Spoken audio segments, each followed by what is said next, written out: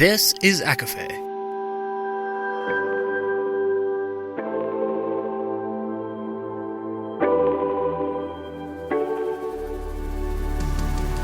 Laura Marie and Jessica Marie proudly present A Court of Fandoms and Exploration, a podcast. Fair warning, everything the hosts say is explicit, full of spoilers and adult content and shall not be used against them. They have opinions.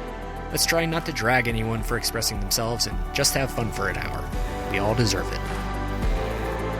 This episode does not contain spoilers, but does mention The Vampire Diaries, Supernatural, Outlander, The Hating Game, and True Blood. For full list, please see show notes.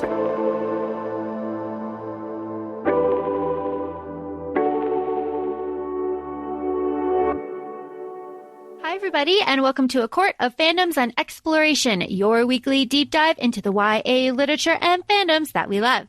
I'm Laura Marie. And I'm Jessica Marie. And today we are very excited to welcome our new friend, Carly Spade. Carly is a USA Today bestselling author and known for her romantasy series. We currently, and in the past, binged the entire contemporary Mythos series, which is still currently being written. Welcome, Carly. Thanks for joining us today. Hey, everyone. I'm Carly Spade, and I am a USA Today bestselling fantasy romance author, and I'm really excited to be here to talk with you all. We are super stoked to have you. It's been, like we said, we've been reading, we've read already the contemporary Mythos series up until this point. We're going to deep dive into some questions. This is completely we'll have all the spoiler conversations, and we really just want to open the discussion because it feels like there's just so much context and depth outside of just the general romantasy genre that you just kind of deep dive into and jumped off of. Yeah, absolutely. So your tagline on your website is Beyond Romance. And Jess and I have done our research. We've listened to some interviews just to be prepared. And what does Beyond Romance mean to you? So I decided to go with that tagline because everything I write is always going to have romance involved, even if it's, and I haven't released anything yet that's like this, but there is some stuff in the works in the background that romance may not be the absolute focus, but I 100% will always have it no matter what I do. I can't help myself. Even with stuff that I read, I mean, I'm not going to lie.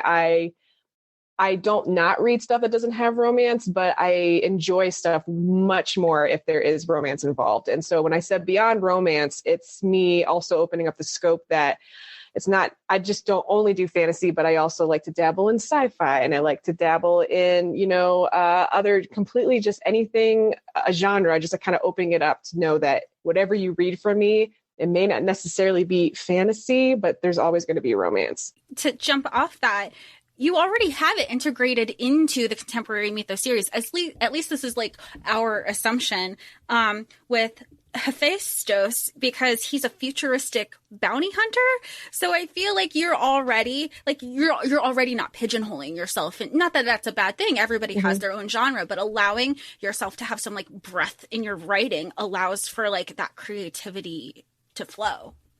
Yes. And funny story with Hephaestus and Aphrodite specifically, I came up with a concept story for them before I ever even thought of this series or even thought of Hades or anything. And there was another story I came up with too, long before I had the idea for this series.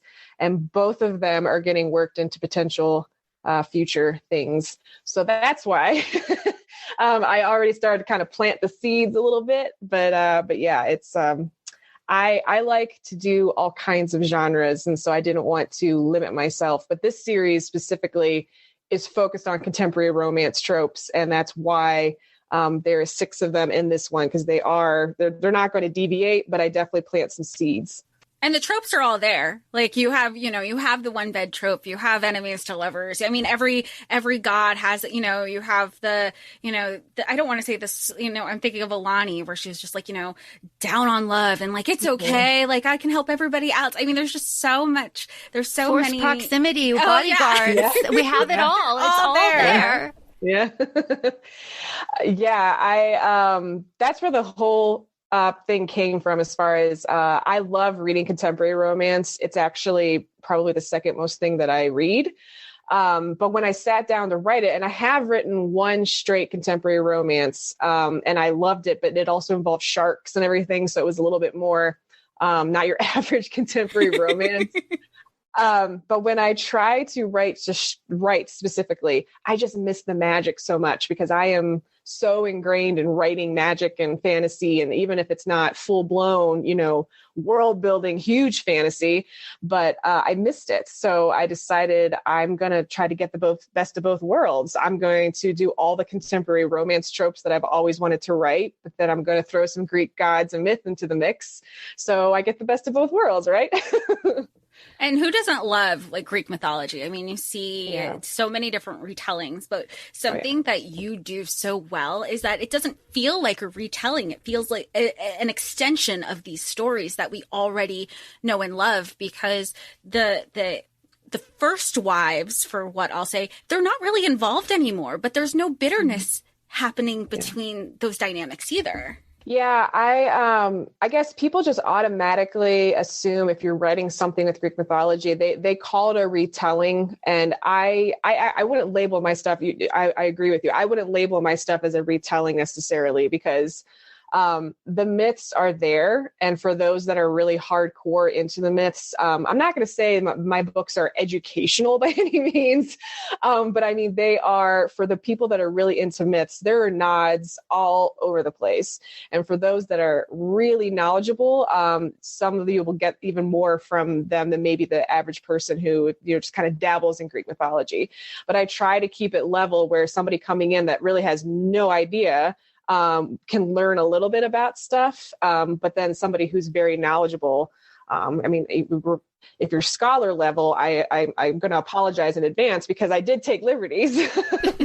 But I wanted to be able to, somebody coming in that's brand new, to be able to kind of get introduced to things, then maybe actually get, my whole purpose was maybe somebody coming in new, I want to spark that interest. So they go out and actually start researching about Greek mythology more.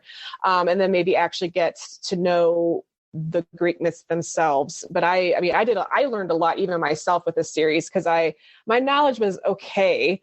But I definitely learned a lot that I'd never even realized, and came in from different perspectives, and kind of, I mean, Ares and Zeus, I have a completely different perspective on now after doing my deep dive. I mean, I've always loved Ares since the Xena and Hercules series, but let's be real, it was because of the actor. But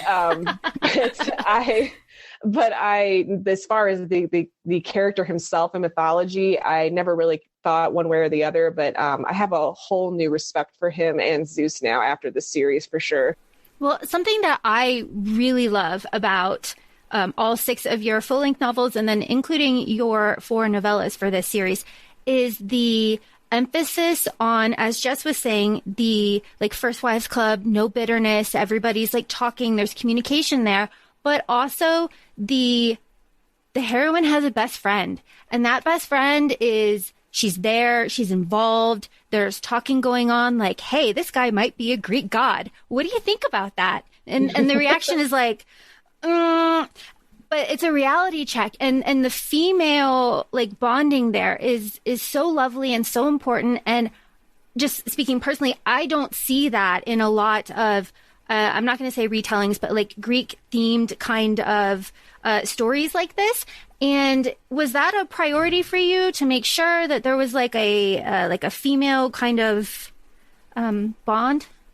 So I grew up loving romantic comedies, and it was a theme to me, and maybe you guys can confirm this or not, but to me, every romantic comedy I can ever remember that I loved, there was always a best friend.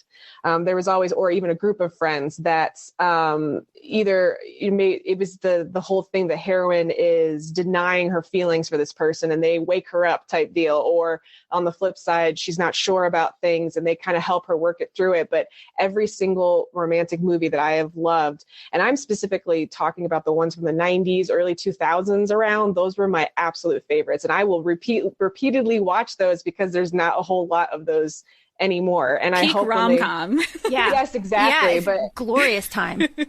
Yeah. So I hope that, because they did The Hating Game as a movie now. So I hope that maybe that'll be the pathway for more stuff like that to come out. But that's an example of, that has that romantic comedy from that era that I really enjoyed. But that it was a theme in there with that. So I think I just I didn't think about it. Honestly, it just kind of organically happens that's just something.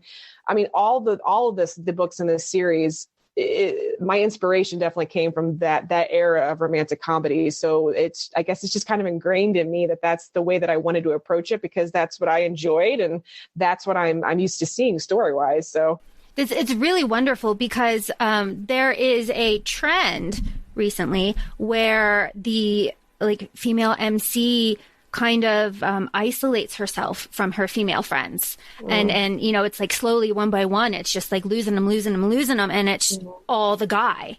And it was just so fantastic to see just not that in your stories, just this celebration of communication, consent, and just female friendship. And specifically, I love that in your Hades book, you give Stephanie an ability to continue talking with her best friend, even though they're that was just a little detail. And Jess and I have said privately that we really love the little details that you put into your book to help the world building. But that just really kind of sold us on this world that you created. It is very thoughtful in a way that you just don't see very often. Well, I'm actually really glad to hear that, because I honestly, I didn't even think about it when I see it. This is really nice to hear, because I did not even think about those things when I was doing it. It was just a detail that I added because I realized that Hades himself, just the way that I wrote him, he wouldn't be okay with Stephanie not having some kind of connection to the outside world. And that is, so my Hades book, and I'll put this out there for anybody listening. Mine is different. It is different, and I approached it that way for a reason, because I wanted mine to be different. It is not Persephone. Persephone is in the story, but he is not with Persephone anymore. And I've liked the Hades Persephone story from Myth, but I always kind of wanted to also see a Hades that got to have a relationship where from the very beginning, the woman liked him for him. She pursued him because she was intrigued by him, not because it started for other reasons.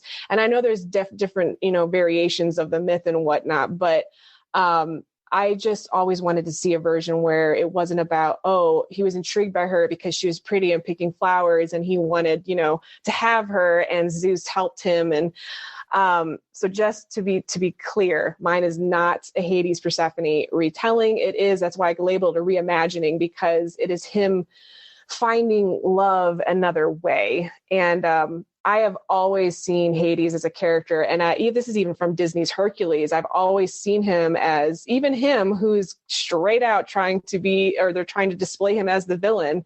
I never saw him that way. And I wanted to even explore him more, that he's just a misunderstood, brooding type, and that he got a bad deal, I guess, within the underworld. But at the same time, I explored that Zeus, I feel, gave Hades the underworld because of the fact that he was the one that felt that he could, the only mentally stable one that could handle it. I really do believe out of the three brothers, he is the most stable.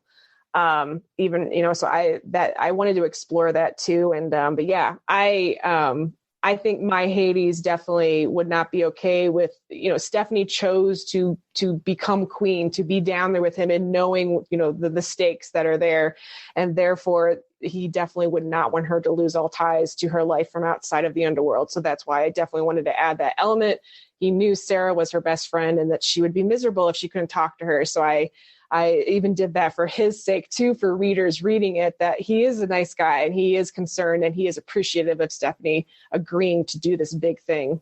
I think you bring up a great point about Hades just in general being misunderstood. I think there's just a stigma that comes with Hades in general of like he's the quote unquote god of the dead, when that's really like if you rephrase it and you kind of position it as a, well, he's the god of the afterlife, whatever the afterlife means for you. And to what you said with having that communication, you even have that line like what both you and Laura had been saying is there's a line in Hades where he's talking to Stephanie about, being forthcoming to who he is as a person. He goes, I want you, as much as you're not believing me, just remember that I have been truthful and upfront with you since the very beginning of this conversation, regardless if you don't believe I'm a god or not. So there was never, there was never a moment of denial to say like, well, you lied to me. No, I was upfront the entire time. And that's laid out in the beginning. Like it's not even midway through. It's laid out in the beginning of the first book. Yes. And I know some people have noticed the ties, and I will admit that I did have a little inspiration from the Lucifer TV show of him just being flat out truthful. I've thought to myself that actually is, I like that. So that's why I kind of tie that into my book, because I think out of all three gods, that one is the most woe when you find out somebody is the god of the underworld. I mean, that's, it's already going to be overwhelming. So I wanted it to be that he never, you said I have been straight out. I told you my name was Hades. I wasn't kidding. I told you everything, even though some of the stuff that he said, she took and kind of, you're married to her for what felt like 1,000 years. No, I actually was. So, but yeah, things like that. I appreciated that about the Lucifer TV show, and it made it, again, that too, and that their situation as well. He's like, I have been truthful with you from the very beginning, and that was true. He never lied. Well, and that's a cute little nod to have them dress up as Lucifer and Chloe in the Halloween novella. Like that is just perfect. That is perfect. Yeah. Very well done. Yeah, thank you. I thought that would be fun. All the Halloween. I mean, we love Halloween. Just in general, who doesn't? It's like the one appropriate time. I say appropriate and air quotes, that you don't get judged for like cosplaying or con scene stuff. Yeah. Like that's what's so fun about Halloween. So even all the pop culture references throughout the entire series between like Outlander and Supernatural and Lost and Dirty like literally like True Blood. I was like the vampire. Like we were like, let's get into it. Yeah. Do we want like we're just like having like our own little book TV like everything club, because that's it's the fandoms, it's the passions, like it's everything that we love and most people love too. I am a fangirl myself, and I have a lot of fandoms. If I drop it in my book, it means that I like it. I'm not going to drop something in there that I'm not a fan of, but I definitely, and it may dates my books a bit, but I don't care. It's just, Dirty Dancing is going to be around forever. So I don't really think that is, but there are some things that I know may have been like True Blood.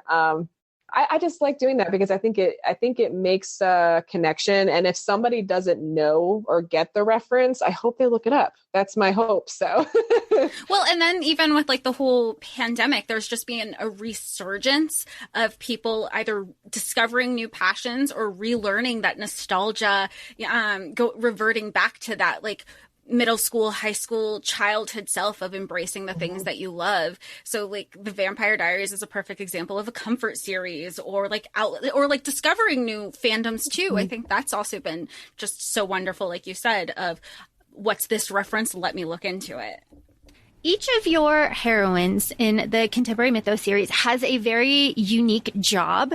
They're all very special. Like they all are career women. They're all doing something just really fun, really cool. Do you have a profession that you put in there that you like the most, the least? Like how did you come up with their jobs? Well, I will tell you, Stephanie and Hades, I come from a cybersecurity digital forensics background. So for the first book that I wrote, I wanted to at least be able to have something I didn't have to do a lot of research on. So for her, I've never read a book ever where there was a heroine that was a digital forensics examiner specifically. So I really wanted to just kind of introduce people to the concept of it, because a lot of people don't even know what digital specifically forensics is. And I did throw a couple of jokes in there that I hear often whenever when I was in the doing examining, when I would hear people, they would just automatically say, "Oh, so you hack things?" And no, that's not what I do, but sure. Yeah, that's easier to just say. Yes, that's what I do. But the other concepts just kind of came up obviously Laurel with being a ballet dancer, it made sense because I wanted their job to kind of circle around with what the god was. And with Aries, I had to do a lot of research because I used to watch MMA, UFC specifically, but especially the female side of it, I never really watched it. And I didn't really know what it was like behind the scenes. But with her and the concept of Aries, it just made absolute sense at the time, because she would pretty much, I feel the women's UFC is modern day Amazons to me, kind of. So it had to be a career that was going to make sense with Aries, being the type of, god that he is. And Eros, it just kind of happened. At first, I actually went through a couple of scenarios with that one, and I just ultimately decided I think that would have been the best, because I've always wanted to do the whole, making a bet thing, and that he knew that he'd win anyway, but he wanted to, again, straight romantic comedies rules. And then Poseidon, again, makes an ocean conservationist and, underwater photographer, and the gaming part, because I've always wanted to write a book about a heroine that is a gamer. I love gaming, and there's a few out there, but I haven't read a lot that centers around gaming, period, let alone the heroine being the main one that's the gamer.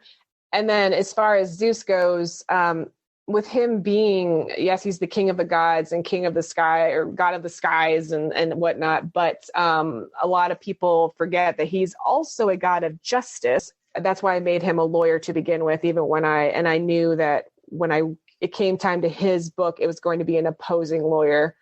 And it was a huge undertaking, though, I'm not going to lie, because I know nothing about real law.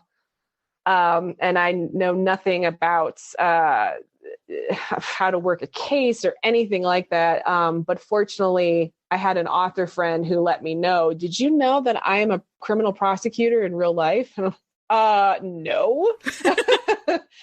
So she helped me greatly. So again, Jeanette, I give you a big shout out, because I couldn't have done that without you.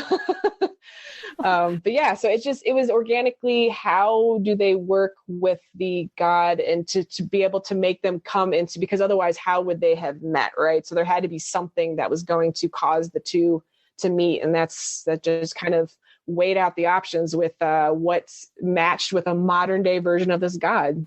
That's incredible. I want to kind of go in the same vein as that and talk about all of your different locations. So you have a lot of different locations here. You're in Canada, we're in New York, we're in Colorado, New Mexico, we're abroad for several of them. Do you like to travel?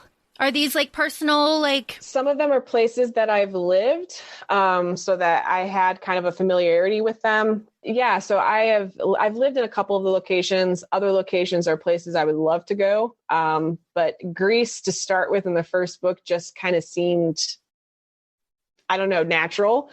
And I've never been there. I would love to go, but I've never been. But I did as much research as I could. And Scotland is a place that I really want to go, but I've never been. But I've always wanted to set a book in Scotland. So I decided, screw it, I'm just going to roll with it with Eros. And that's the whole reason that she had these Scottish ties and an actual Scottish dad and connections with her clan and all that stuff. straight out. It's because I want to write a book in Scotland, so this is what I'm going to do. Well, and that was so fun because I'm not completely caught up on Outlander, but I have, they go to the clan war, not the clan wars, but like the Call of the Clan. Like I was so excited. Like I was like, this is Outlander. And then when one of the novellas, that they dressed up as Jamie and Claire for Halloween, I was like, she loves Outlander, because who doesn't love Outlander unless you just don't know what it is. So yeah, if anybody watches the Outlander show, there is an episode where they do have a specific calling of the clans. And that's where I got inspiration from that too. And I talked to a friend of mine, an author, again, who lives in Scotland, is Scottish. And I asked her, do you guys ever actually do anything like this now?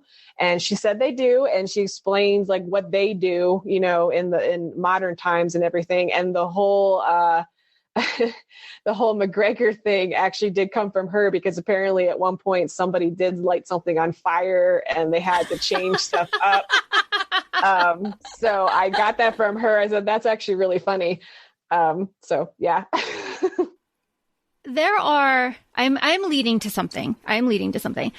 In all of these different books, some of the places are, like kind of general, right? And some of them are very specific. You have specifically named a town, specifically named restaurants, specifically named dishes that you would order at those restaurants. Not what I would have ordered. Just saying. Yeah, I was trying to throw some nods, but I also didn't want to get too specific because I didn't know about, copyrights and everything like that. So full disclosure, I'm from. Oh, okay. Well, yes, yeah, I loved it there.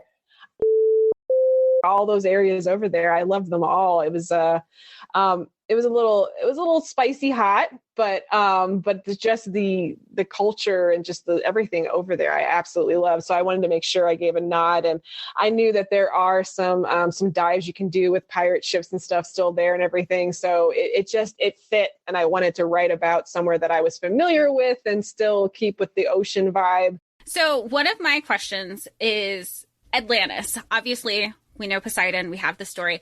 My question was, do you imagine Atlantis in the Gulf, or was it one of those things where once Poseidon and Corey go into the water, then they get transported to wherever you imagine Atlantis is? Because me personally, I always thought Atlantis was maybe somewhere in the Caribbean. Probably that has to do with, the Bermuda Triangle and everything, and the pirate ships and all these dives. Like, where did you imagine Atlantis when you were writing it?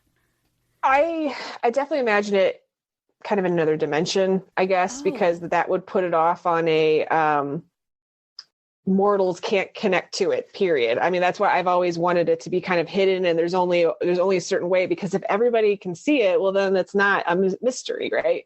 So and that's where the whole concept came from, of the ability for Atlantis to create portals and things like that. So that's why I definitely have always imagined it to be in a different dimension that can only be accessed by certain mythical beings, and with I can't say that's a major spoiler. Anyway, different dimension. Well, yeah, because we already know with part of the conversation that Corey doesn't, her daughter is in like 1700s. We know she's in the 1700s, like the height of piracy. This is Road we're talking about, right? Yeah, we're talking about, I'm referring to Road. And that's not a spoiler because it's part of Poseidon. Like, that's on paper. Like, that came out. We do know that, but it's just how everything, we still get to learn and discover with the summer novella coming out. Yeah. Where it might or might not go just yet. There's just so much possibility. Yeah, I definitely... the Road deal and and her being in a specific era, there's a reason for that. So, and I know everybody who reads Poseidon and gets to the end is wondering, what the heck, what's going on? I promise you. And no, it doesn't come up in Zeus, but I promise you questions will be answered. Promise. That was the first thing I go, we end with Poseidon, and then Zeus, there's like no reference to it. And even with with all the novellas, we know that there's little references in between. Like, it's a nod. They're little Easter eggs if you're reading them sequentially. So I was like, but I was having so much fun. Like, I'm doing the mermaid thing kind of. I was so excited to just see your idea of the magic system specifically tied with like an aquatic theme. Yeah. And I think with dimension travel and everything, I mean, it comes up big with Hephaestus too, or Hef as I refer to him mostly, but yeah, that's why I've always liked the idea, because time travel and dimension travel, it's I don't even think I've seen any movie or TV show that officially explains how the whole process works. So it's actually good for me, because then I can kind of just wing it and be like, yeah, that's why that happened, because it's time travel. That's why. And I have full plans to make Hephaestus be the same way about it. He's like, I don't know how it works. It's just I go and that's where I go. And the fact that there can be ultimate timeline, like multiple timelines going on at one time, and then they can intersect, and then one can screw up the other. And yeah, I got all kinds of stuff to play with, so I'm not worried about it. But that conversation is like very much a forefront at a lot of conversations right now between Doctor Strange and the Multiverse of Madness, and then even with Everything Everywhere All at Once, like you have like those conversations are happening where it's like it's happening, here's some timelines, oh, and by the way, like Doctor Who, we just announced a new doctor, and like worlds, time, things. I do want to say that Hef reminds me just a bit of Captain Jack from Doctor Who, because he's got the like cuff, and he gives it the shielding, and I just kind of really like that that kind of vibe. It was just very fun. It's very exciting, and it's very new, and I really love the way that it was plugged in to all of these books, because Jess and I are very conscious about not pigeonholing ourselves into anything, and it's really great to see that in other like people doing their work. It's so nice. Thank you. We know that you have the summer novella coming out. We know that it's probably going to be like a Poseidon Corey focus. But with that also comes Corey's best friend Meg, and we have her storyline of kind of a relationship perhaps being established with Hera, and you probably can't say or share because spoilers and all. That's fine. Which is fine. But I just want to say how excited I was, and that I didn't realize how much of a Hera Sapphic story needs to be out there, that you kind of put the groundwork out there. It's so different. It's so original. And again, to go back to like what we were saying throughout earlier in the episode, is there's no cattiness. There's no negativity towards the women in these relationships. And they're like, everybody's pretty self-aware. Not really the men. They always have to learn. But there's just an awareness there, and it's something so special to see blossoming. Yeah. And I will say, anything that I am putting nods to throughout the series, there's a reason for it. And that's about all I can say. And people keep asking me, is this character going to get something? Is this character? And to that, I'll say any character that has shown up or even mentioned, just mentioned, is fair game. So that's all I'll say. But the Hera thing, I always I felt bad for her mythology. I mean, she was also always ever seen as the queen of the gods and Zeus's wife, and it was never, she's so many other things. And I think people forget that she's, like a goddess of marriage and a goddess of women and God, about all these things. So I felt that it just, because I do get questions a lot about if I'm going to, are you going to ever make a lesbian or whatever storyline? And I've always said, if it happens to, if I feel that it just makes sense and it comes along, yeah, but I'm not going to just force it just because. And with Hera, it just made sense to me, actually, because she is the goddess that she is and what she's the goddess of. It actually made more sense to me that she would, find more happiness in maybe another female, another relationship like that. So that's why I definitely planted the seeds for it, for sure, because it just made sense to me. And I do hope to potentially explore it later. And with that, it's also like so often Hera is portrayed as scorned and angry and upset all the time. And it's just, she's not that. It's just so refreshing to see and to read and to hear, just a different, just like different dichotomies with all of the characters that, that are here in your reimaginings. I appreciate that. I mean, I know Zeus has a bad rep. I mean, and I know Hera also to me gets a bad rep because she has a lot of, she does some pretty crappy things too in mythology that are just, like, whoa, is that really necessary? I mean, I know you're upset, but wow. And so I kind of wanted to redeem them both because I know they always put, I've read other stories where they just have, it's just Hera empowerment type deal everybody always goes against Zeus. And I can understand that, but at the same time, if you really dive into this mythology and these stories, and I've even read, historian recollections of an analysis of these myths and everything, which is how I actually even came up with the retribution concept for Zeus. You got to remember that these myths were all written by mortals. And it really comes down to them writing the stories to suit their own needs. So I ran with that big time for Zeus, and he just kind of accepts it. It's like, what am I going to do about it? If they needed, that's what they needed. That's what I'm here for. I mean, that is my role.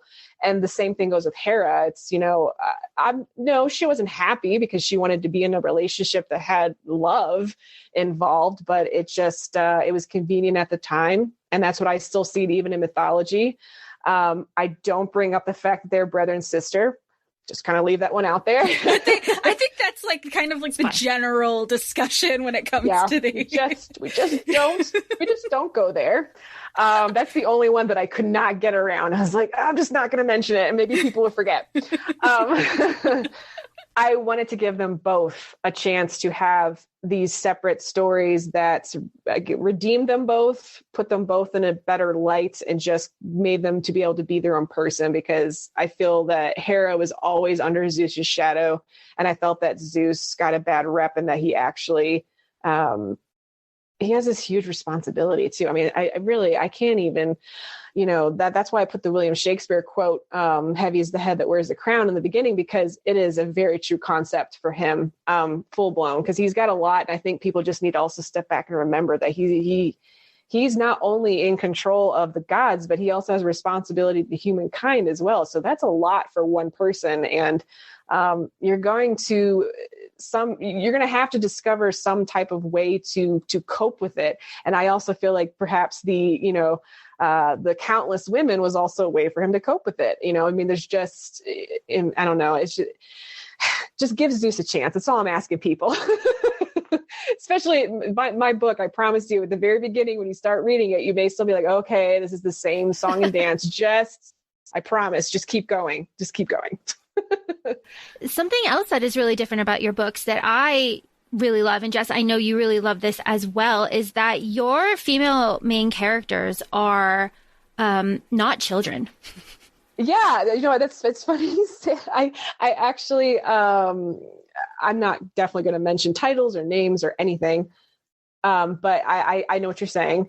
It has come up, and I guess I will say also I think people try to classify my books as new adult, but I will say they're full blown adults. I mean, these women are all in their 30s. And so I guess they all have, and I mean, I guess, I don't know. It's just, I mean, I'm in my 30s too.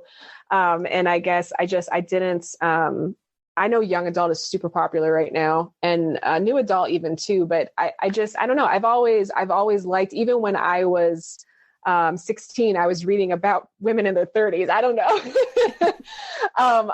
I've just always read that genre, and I have read young adult when I was a young adult, but I've always, I don't know. I just like the concept of a woman who,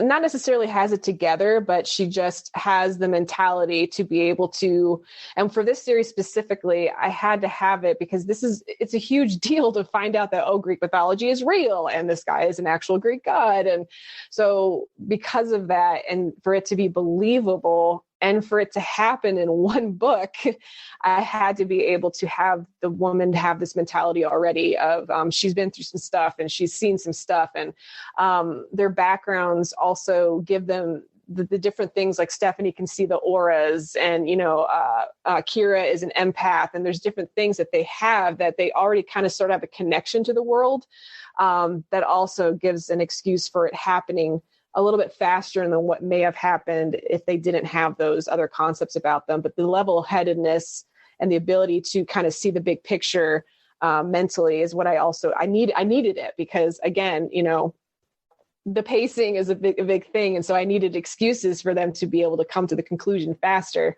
because we only have so long for them to do so, right? If we want that happily ever after. Well, I think not only are they aged up, the running joke with fantasy is like, oh, we're past our prime. There's no chance for us now. And like having, and so, we're not 19, 20-year-old heroines.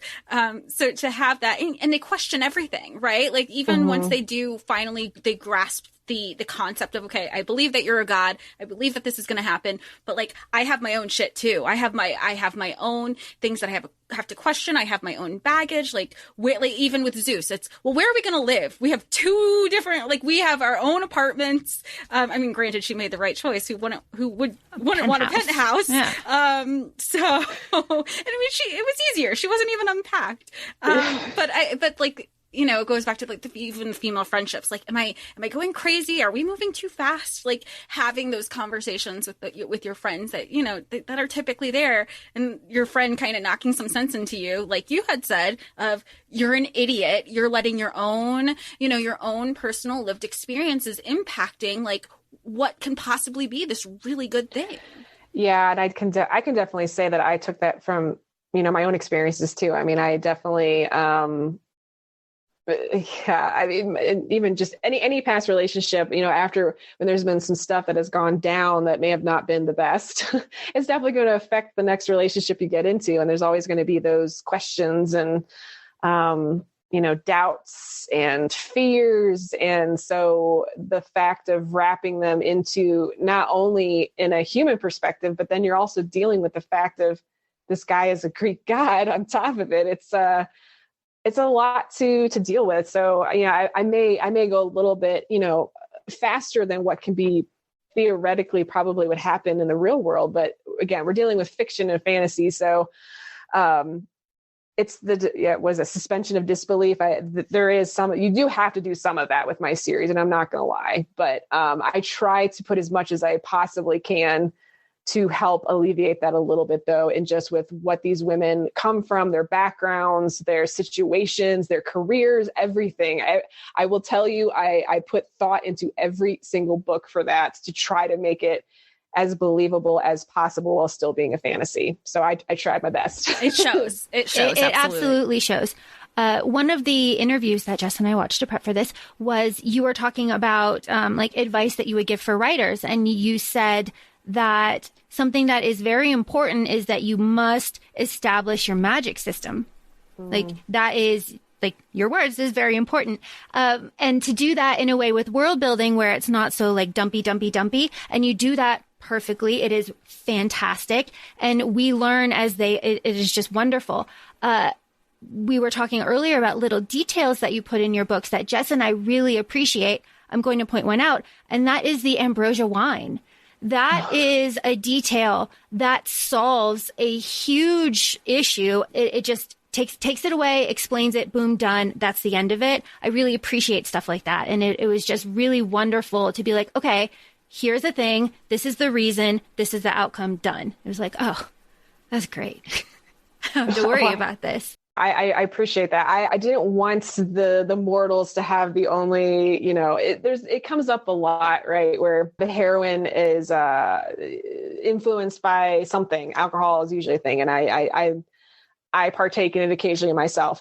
I didn't want there to just be the advantage for the guys to be able to have, but so I wanted the gods to also have, and also I wanted them to be able to have a way to let loose too, regardless of them being, because even in lore, like vampiric lore, there's been some instances where they can get, blood drunk or something like that. So just because they're immortal or these mythical beings doesn't mean that they should not have a way to let loose too, I guess. And so the ambrosia wine thing actually comes up quite a bit for me, even with there's some posts I do on TikTok and stuff, and I'm starting to make a joke out of it where it's saying that they're on the influence of ambrosia wine or something like that, just to kind of get people's interested. So I'm glad that you like that, because I enjoyed having that little nod too. So yeah, it's important for like organic world building that way. Like it is just something that really stands out to me that I really appreciate. So thank you for that. Yeah. Something else that I really appreciate is, and we were talking about it earlier, is that our female MCs have a lot of lived experiences, right? Like Kira's divorced. It is all very important and very just kind of empowering, you know, like for us as women, you know, we don't have, like, our 30s are amazing. Please and thank you. I want to talk about kind of the tropes. I know we've touched on it briefly, but there are kind of a lot of tropes. I feel like in Zeus, there's a bunch, right? Because we have Kira, you know, found family situation that she has, and then she's like a forced marriage trope situation. I really like that. So we know, well, that enemies to lovers is like, we love enemies to lovers. How you love enemies to lovers? I'm assuming. Oh, 100%. I'm 95% of what I do is going to be that. So I bring this up because in one of your books, there is a pregnancy trope. And I will be honest, that kind of took me by surprise. I wasn't expecting it. But in the context, it makes absolute and complete sense. Did you know? Was that like a planned kind of thing, or how did that kind of come about? It wasn't planned immediately. I knew that Eros and Psyche had a child, a daughter. And when I decided that I wanted to, that one is, I actually would maybe potentially call that one a modern retelling, because I did kind of do the entire concept of Eros and Psyche if it would be it's actually set in a real modern world versus all the crazy stuff that happened in the myth. Because Aphrodite is still trying to meddle, and Elani comes from a very similar background as Psyche, and it's so, yeah, that one would probably be the closest I would call a retelling, I say in air quotes. But because of that, I decided that so for him to know for sure that, yes, this is the myth that I was supposed to live all along, I decided, yeah, they can have a kid, and it'd be fun because it'll be a little baby cherub for other stories and things like that.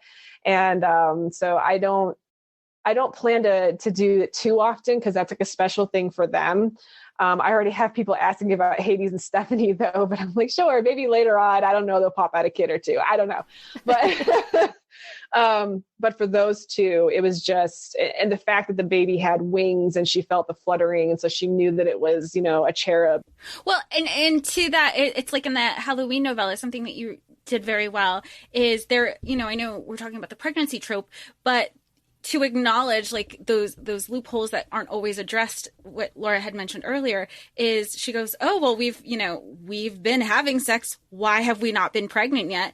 And Hades goes, what Hades says, like, well, we haven't had the conversation. There has been no consent about, like, I thought that was just, I mean, you wouldn't know if you didn't read the novellas, but it's just such an important thing to say, look, we haven't even had this discussion. Why would you even be pregnant? It works differently for gods. And just having that there, you're like, oh, that explains so much. Oh, there's no, like, I really liked that. It's yes. Like those little attention to details that explain so much in your magic system and how, like, how your stories go.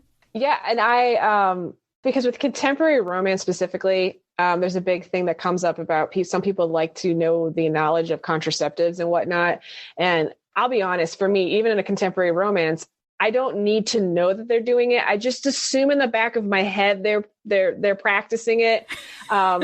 It sometimes takes me out of it. It really does. I'm just assuming. I don't, this is a book. I'm reading it. It's still fiction, even if it's contemporary romance. It's still fiction.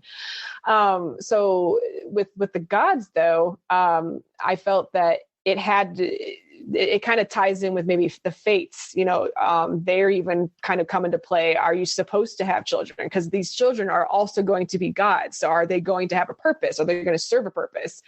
And so for Eros and Psyche, it was part of their story. So that's why it kind of happened from their love forming, basically. And it's not to say that none of the other gods would ever have children, but I seriously do feel like it has to be a matter of the fates involved too, because again, these are going to be gods. So they have to serve a purpose, and you can't just want, 10 kids. No, they all have to serve a purpose. So, it just kind of happened. And with that story, I said, I guess I never really brought this up, so I'll bring it up here. It's great. Okay. And I love that there isn't even a conversation of, sometimes there is a general conversation of, to show how much two people can love each other. But, the way you've crafted your characters, a child doesn't necessarily mean love. Like, you can still have that strength and love and tender and caringness in a relationship with or without children. That doesn't diminish the type of love that is established. And I think that's a beautiful thing. Yeah, thank you. I appreciate that. And it's an important thing too, because there is less and less of that we see. And it's important. It's important. You brought up fates and the fates. Can you tell us, fated mates? Was that something that you like started off with? Like, this is how, like, part of your world building, or did that come like kind of later?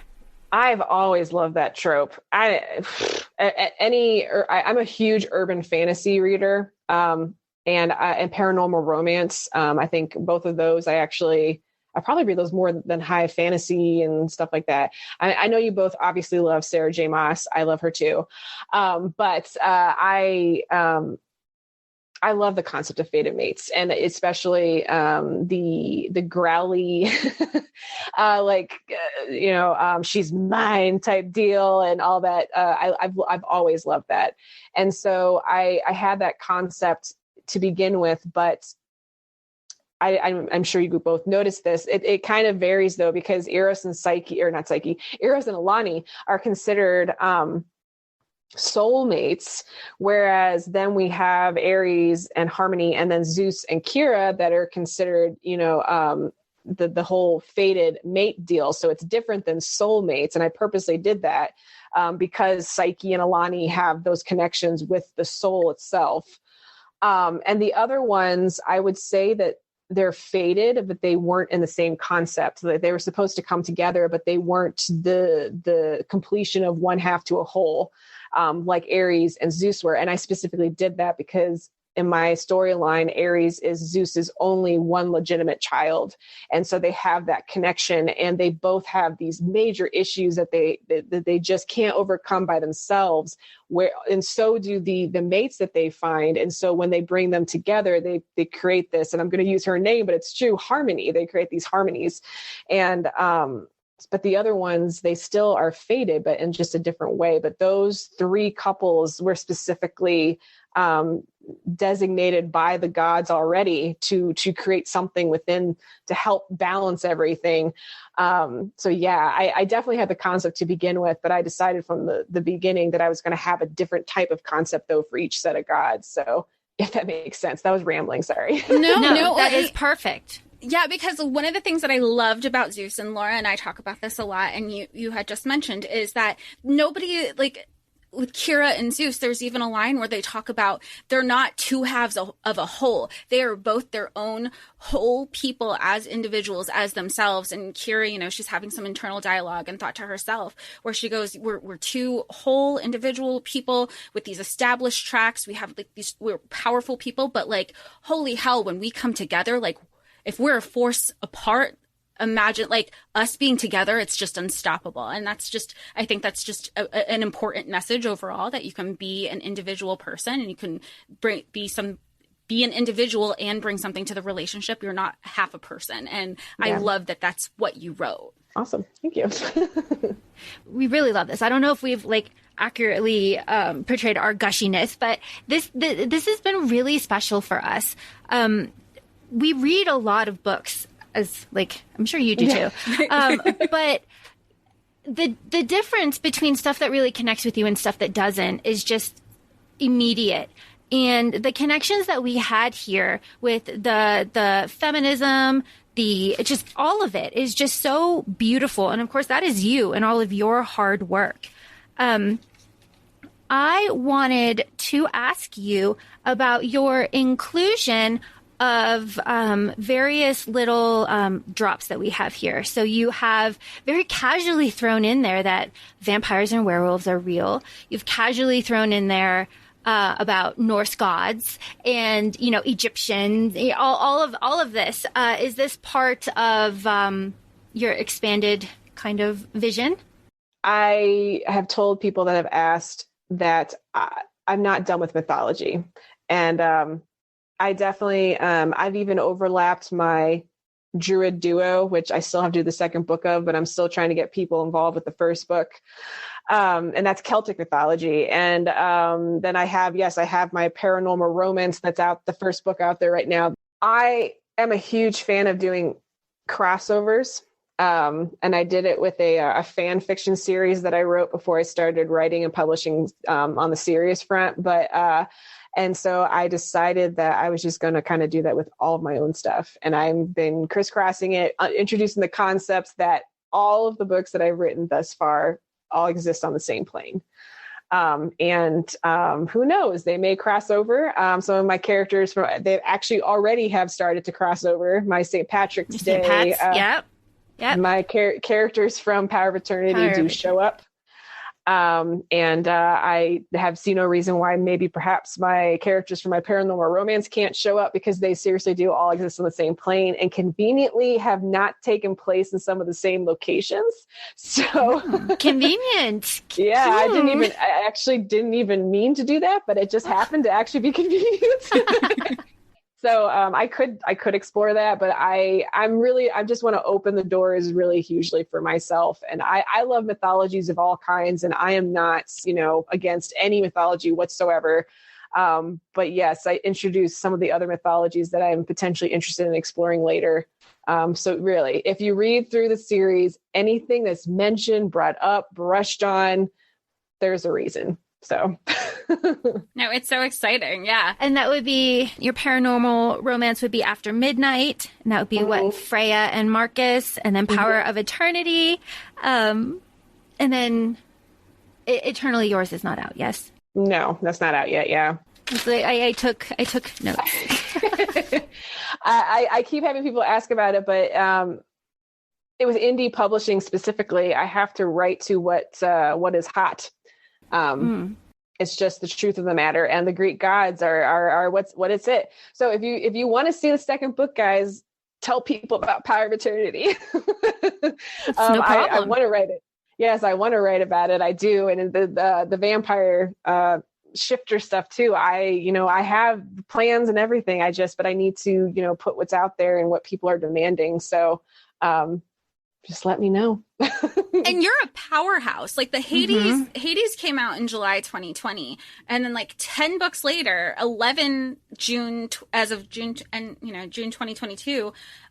I mean, holy hell. Like, how do you just like send it off and then you're like, okay, while I have like the juice, I'm going to keep typing away while I have everything. Like, how does that, like, are you exhausted? You have to be exhausted. I'm not going to lie. I haven't written in a little bit because I needed to take a break. Poseidon and Zeus, I started writing them at the same time. And then, because Zeus was going to be recorded for audiobook, and it was done as a duet for, I know you guys listen to it, but for anybody, a duet is that there is no guy doing a female voice or the female doing a guy voice whenever it's the POV.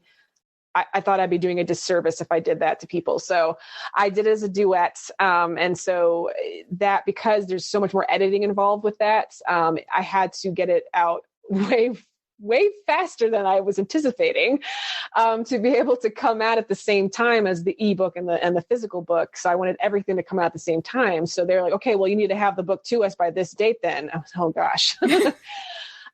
So I was writing Poseidon's just at the same time. But then when they told me that, and Zeus was just, he was so demanding in my ear. And I had to say, okay, look, I need to finish Poseidon and then I'll get back to you.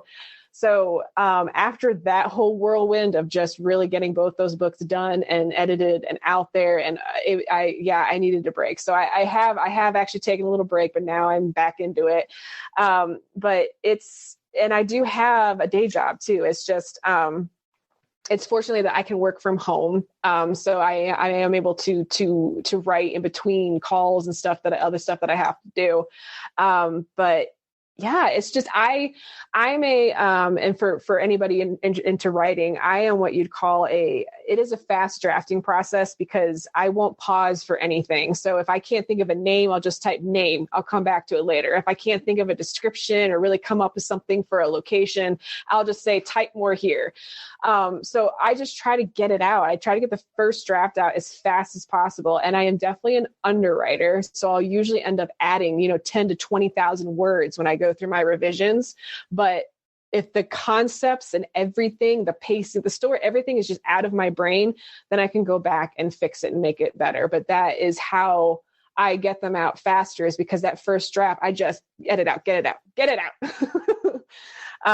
But that truly, and some people that doesn't work for them, but if you try to edit while you're going, it's not going to work for you. You really got to just get past that whole blockage of, oh yeah, you made a typo. Oh, well, you'll fix it later. Just keep going. Because if you lose the flow, then it's not going to, you're going to have hiccups. And there's also the concept of plotter versus pantser. And I am a planter. I will plan to a point. So I'll have, with romance, you have to meet, there's certain beats you're expected to meet. And so I have really, obviously with this series, especially, I know those concepts very well at this point. When you're first starting to write romance, it may feel a little weird, especially if you're trying to do a slow burn. They're different than immediate, what's the one? Love at First Sight. And so with slow burns, it's a different type of pacing. But with this series, again, I know those beats. It's like, okay, in the middle of the story, they should be here at this point. And this point in the story, they're having sex. Okay, at this point in the story.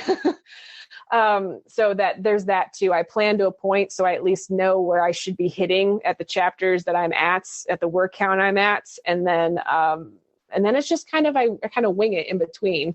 But that's how I kind of been able to get a 6, book series out. And was it 2 years? That's crazy. Anyway, but yeah. So, well, you bring up a really fantastic point that, Jess, you and I were talking about it earlier, privately, but, you stated that like the Hades and Persephone Greek myths and stuff are really hot right now. So like that is what, that's what's coming out. Also hot right now. This is not a pun. Spice is very, smut talk. Spice is very big right now.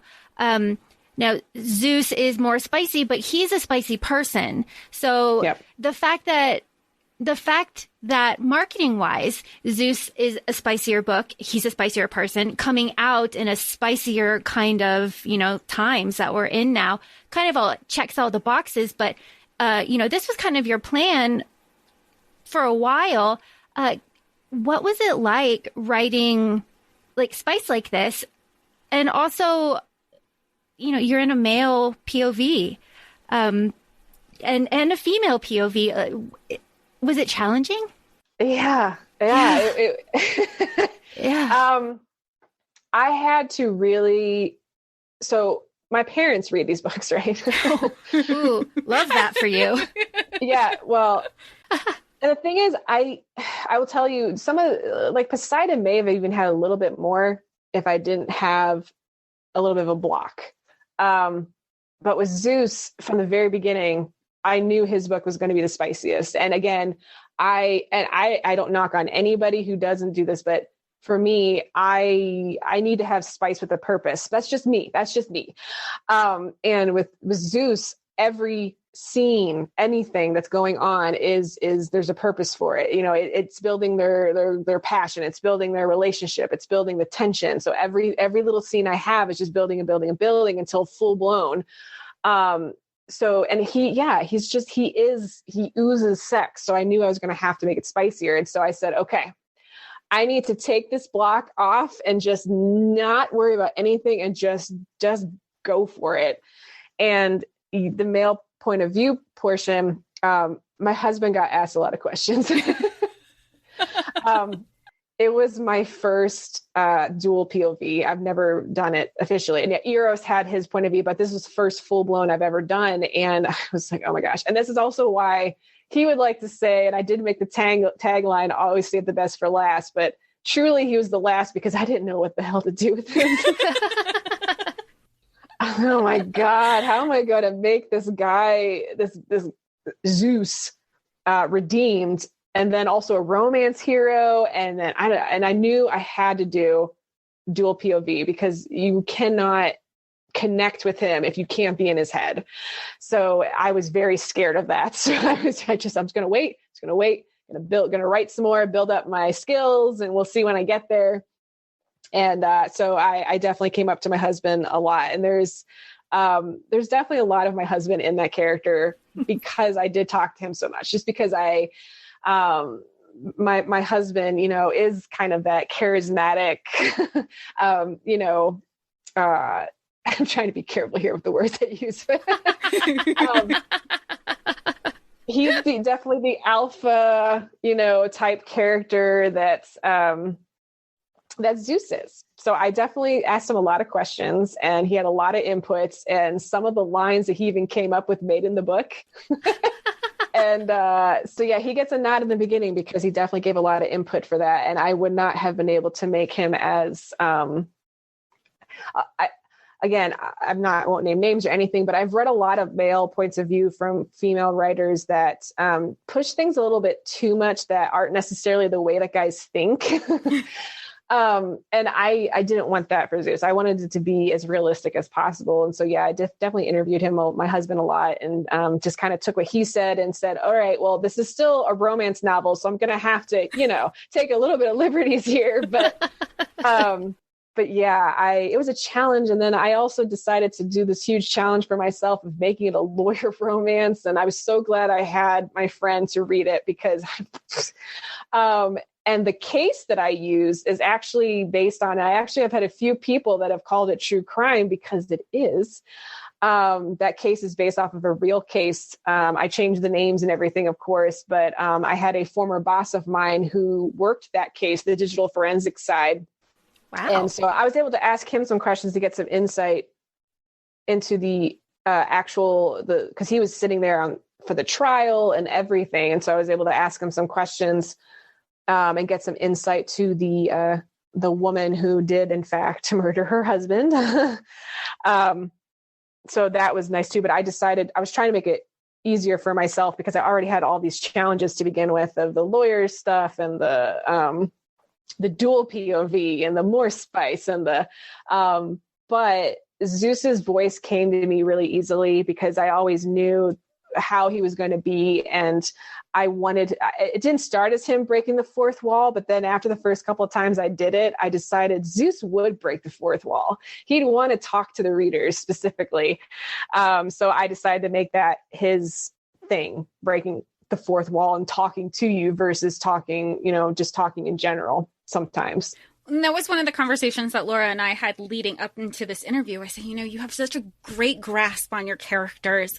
And even Zeus, like I think in your PR kits, you have like little stickers. And even in the book, he calls himself Big Daddy Z. And I'm like, oh my gosh, what are we about to read?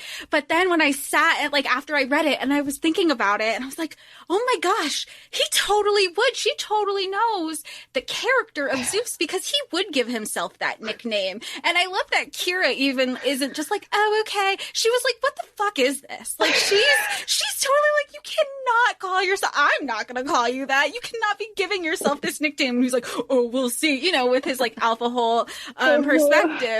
But like it made, and then like once I sat with that, I go, he totally would. She knows her character, like Carly knows her characters so well. It was just so, when you sit with it after a while, it was so great. I was like, oh man, Zeus, Zane. Yeah, no, Zeus is actually, I get asked a lot, like, what is your favorite? And I will say Zeus is one of my favorites. So he's so fun and he's so more involved than people. I think, I've already had some people that say, I will read all of them except for Zeus. And that's your prerogative, but I'm telling you, it's, he's a very complicated character.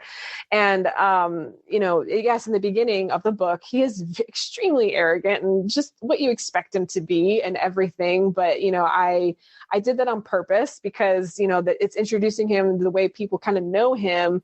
But I'm also, and I will tell you, the dog was 100% not in there to begin with. But I decided at one point, okay, why wouldn't he have a dog? A, and B, it's something to immediately say, hey, wait a minute, maybe Zeus is different than what we're thinking.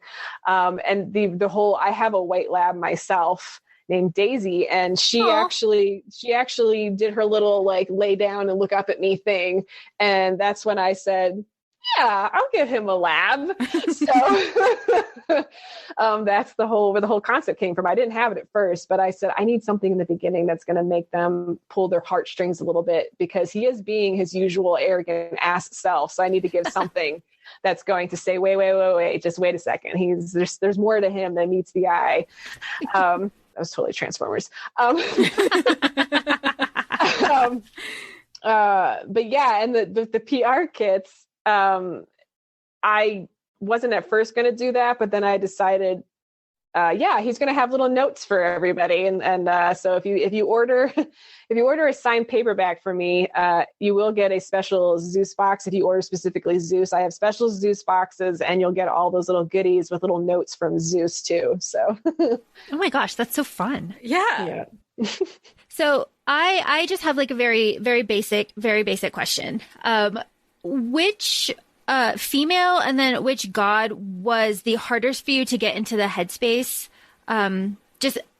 Just because, just looking through kind of the other things that you've done, you've answered a lot of questions like this, and I don't want to be repetitive, but I personally am just curious. Harmony, 100%. Mm-hmm. In a hard situation, I'm more the person that's going to cry versus getting angry. So for her to have this anger to her, I really didn't know how to approach it. And I also, obviously, I've never fought professionally or otherwise. I've never been a confrontational person. I'm always the person that wants to avoid confrontation at all costs, especially physical. So she was hard because I really had to, I watched a lot of Ronda Rousey videos, a lot. And it wasn't just for the fighting aspects. That was one of them, but also because she is more of that type of person.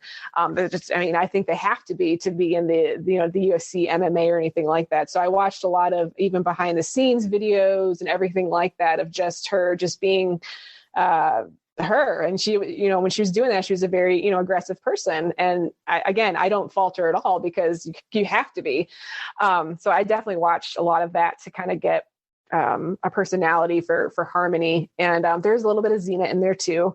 But yeah, she was hard because out of all of them, I have the least in common with her. I tried to give her a little bit. You have to put a little bit of yourself into any character you do. Otherwise you're not gonna be able to make that connection with readers if you don't have something from yourself.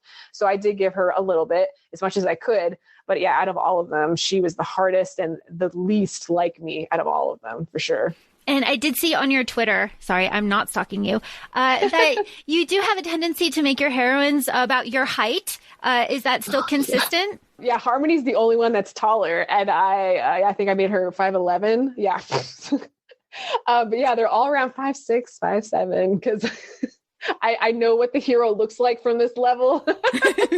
Right, what you know, right? Yeah. Makes sense to me. Well, that's the reason. And that's why, again, she was difficult too, because I was like, she has to be taller. She's an Amazon. She's got to be taller. And I have no idea what it's like to be a tall woman dating a tall guy. I have no idea. So it came down to watching movies, watching stuff about, where the heroine is on purpose taller. And I watch a lot of TV and movies, and usually I'll even play video games that are on par with what I'm doing. I played Assassin's Creed Odyssey while I was watching or writing Ares. So I just had to, I always try to, whatever I'm doing, even though I'm playing video games, I do play them a lot, but I joke and say they're research, but they kind of are. that Assassin's Creed game is absolutely research. Not only can you go to all the places in Greece, but they have the little like things where you can just learn about it too. Like, oh yeah, that's so absolutely. cool. And that's the whole thing where Malacca, I hadn't even heard of that before that game. And so I looked it up, and I'm sorry for anybody who speaks Greek, because that was actually a very bad word. But I didn't even know about it. So I started doing research, and I ended up changing some of it to Vlakas, because I talked to a person who speaks fluent Greek, because Aries has a lot of Greek in it. And I don't know, I can't rely on Google Translate. So I had her look through everything that I had Greek sentences and words. And she said to me, you would not have a guy saying Malacca to a woman. It's very improper. So I was like, okay, I'm glad I asked. Yeah. So she gave me the alternative of the Vlakas, which is why I started using it a lot too. But these are the things, any writers out there, do your research. It takes just a little bit, but please do your research. Because we will notice. The readers will notice. Somebody will notice. Yeah, because I would just, like you said, Google Translate, but that's not always the best, or even translations in any other language. You could say like verbatim, this is what it says, but translated, this is actually what it means. There's a little nuance there as well, Oh yeah. That's even like if somebody tries to put their language in to do English, and then we're reading it going, no.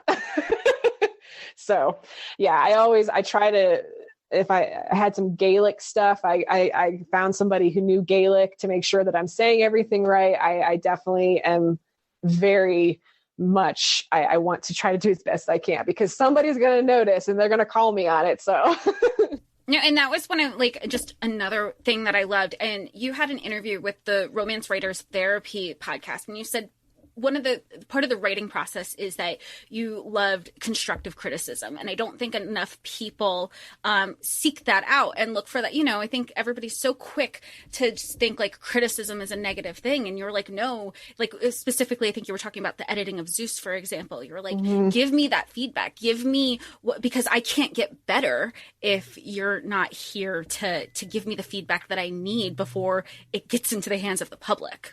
Sometimes it just doesn't feel like there are enough eyes on things. And I just really respect the fact that you're like, you know what, maybe you need to. And there's different ways to go about receiving criticism. And I think it's important that how it's delivered, but being willing to receive that constructively is something both Laura and I are like, wow, you just, sometimes it feels like you don't see it enough. Yeah. And even constructive criticism, I'm not going to lie, can sometimes be, a little like a kick in the ass, but it's you need to be willing to take it, because you are spending so much time drafting and then doing another draft and then reading it again and then reading it again. You get very attached to something, and you have to be able to step away and have someone else bring up some stuff that you may have not thought about before.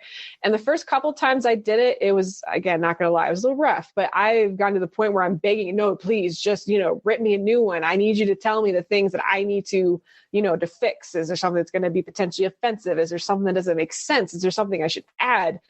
And then specifically the spicy scenes for Zeus, I told everybody, I need you to tell me if it's too much. I didn't know, I didn't want it to be erotica, but at the same time, I also didn't want it to be too much to the point where the people that have read all the other books are going to be, whoa, what is this?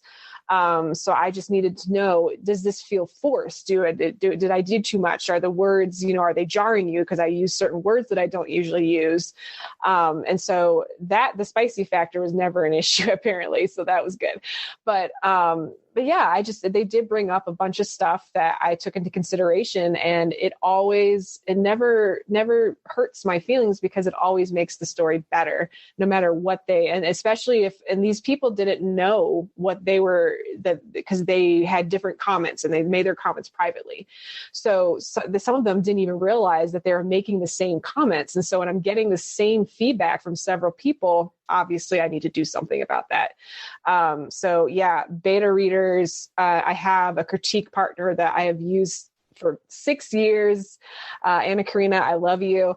But she and I we've swapped works, and it's great to have that critique partner too, that's constantly with you. That's going to, we know each other's stuff, and we're able to be really harsh on each other when need be, and each other's biggest cheerleaders. And I think it's important, and it's the only way that a writer's going to grow. You have to be willing to listen to other people. And I never take 100% of what everybody says, but I usually take about 80 to 90. I really do, because it only makes it better. So it's a very important process and a realization if you're going to go professionally into it as a writer, for sure. That was an excellent answer. Wow. Thank you. That was wonderful. I have a not very serious question, just to kind of balance, right? We all need a little balance. Part of the reason why I personally really love your books, and of course we do love them very much, is that not only are each of your main characters like unique and interested to do lots of things and are very like active in their life and like participant, yes, but they, for the most part, love music. Do you love music? Oh, I love it. Yes. So just, you have crooners in there. You've got 80s in there. You have, specifically Wicked Games in there. Do you have like, where is your love? All of those. My dad, growing up with my dad is all over the place with music loves. And he even wanted to be, a DJ, but my grandma didn't let him, type deal, and all that kind of stuff. But, so yeah, I have a very huge love for music, and my tastes run seriously from classical to Frank Sinatra to Metallica. Metallica is my favorite band of all time, which is why it is dominant in Apollo. Wicked Game is one of my favorite songs of all time, which again is why it's dominant there. And I also have a huge passion for the cello. Ironically, I've loved the cello since, if you remember the show Wings. I don't know if you ever watched that. I never watched it, but I remember like it just wasn't in my realm. But yeah, Laura, Helen, yeah, the main female character, Helen, was a cellist, and I watched Wings since I was a kid with my mom, and it just I liked the sound of it, and then it just kind of catapulted from there. And now as an adult, I love two cellos, the two guys playing cello. But yes, Apollo was that book is special to me because I tried to describe how, music does bring me to tears very often. And so I tried to describe, I really did. It took a lot for me to try to, what I was feeling, to put it into words. But I tried my best, and that was my love note to music and dancing. I have a dancing background and stuff too. And so that book was nice for me because it was actually, a little therapeutic, even because it was, I miss, dancing and stuff like that too. So, I did get a little teary eyed while I was writing some of that stuff because I miss it. But, music is a huge part of my life. Always has been. Oh, excellent. Those are all my questions, Jess. Yeah. This is your platform, Carly. So if there's any type of message you want to put out there, any promotion, this is for you. So promote yourself. Yeah. What do you want us to share with the world? So the Contemporary Mythos series is truly contemporary romance mixed with Greek mythology set in the modern world where we don't know that the gods exist. And it is, I have loved Greek mythology since, again, Hercules and Xena. And this whole series has that little bit of a comedy vibe to it, like that series did, only it's set in modern times versus ancient Greece. But they're just intended to be fun, make you feel good, make you laugh, make you happy, cry. They are faster paced. I'm not trying to, sink you into this huge world. They are meant to be easy, light reads. I've been called palate cleansers. I have no problem with that whatsoever. Because that was my intention of going into writing, is I want to make people happy. I want you to laugh. I want you to just have fun and just get, sucked in and enjoy the ride. And that's the whole intention behind this series. And so I really hope that anybody who's interested in rom-com fantasy is what people have started to call my stuff. And it's Percy Jackson for adults. So I've heard people call it that too, which I'm totally fine with. I just hope that you can enjoy that and just, have some fun doing so, and maybe stay on for other stuff that I'll have down the pipeline. I definitely, I have a big world building thing in the works that I've been working on for almost 5 years now. It does take a lot more. It does take a lot when you're creating a world from the ground up versus one that's set in our already established world. But yeah, so hopefully I can entice you with that stuff, and you stick on with me to kind of explore the worlds I've created from the ground up. So that's that.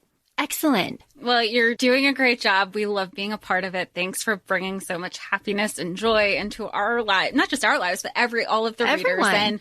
readers and even people who have yet to experience it. That's kind of like what we're hoping to share with a wider audience too. So thank you for taking the time to chat with us. We look forward to, and know that this episode is for, this platform. So if there's ever a time that you'd like to come back and join us or, discuss anything, like this is for you, feel free to be in touch and reach out, and we're happy to be that for you. Okay, I appreciate that. Thank you so much. And can you tell us very quickly when your new novella is coming out? June 21st, first day of summer. That is absolutely perfect. Yep. So, thanks. We'll do an outro. We'll make sure we have all of Carly's socials in our show notes. And we look forward to discussing more and just deep diving more into the books. Thanks so much for joining us. Thank you guys so much. Thank you, Carly. Really. Thank you.